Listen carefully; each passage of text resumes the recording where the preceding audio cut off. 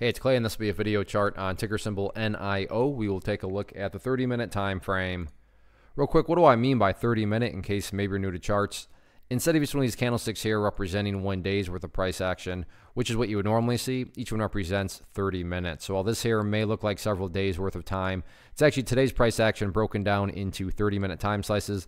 I like you this time frame that does a good job of telling the quote-unquote story of the price, and in this situation makes mapping out a very logical question, quite straightforward. And that question revolves around the fact that a breakout is officially underway. Now, this will mean a little bit more to those of you that have watched the past videos, but if you have, you've heard me, and hopefully you remember me talking about that orange line there being the resistance line.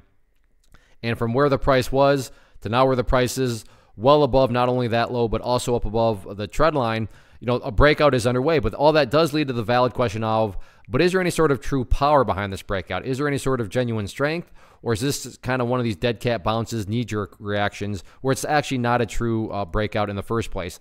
I have no idea, but like I said, by using charts, we can make answering that very straightforward. And in my mind, it all revolves around a single area, so I'm going to go ahead and get rid of that. It's played its role, and I'm going to use this level here. And the key level going forward is now right here at $10.10. Why is 510 so important? Well, hopefully we can agree on the logic that a breakout that's truly a breakout, well, it's going to keep on breaking out, right? Or in other words, the price is at least going to make some sort of form of progress forward. And that is where the $5.10 mark comes into play. I'm not saying this is what's going to occur, but let's say that the price were to come down here, break below it, and then just continue on down. What would you have at that point? You would literally have the price right back inside of that area that it just broke out from. Not to insult your intelligence, but price movements that go back to where they were, not exactly a sign of true strength. Whereas let's say the price goes down here. However, in this situation behaves like that and starts to work its way back upwards. Now what would you have? Well, you'd have a set of lows right there. You'd have those lows down there if you envision each of those as stair steps.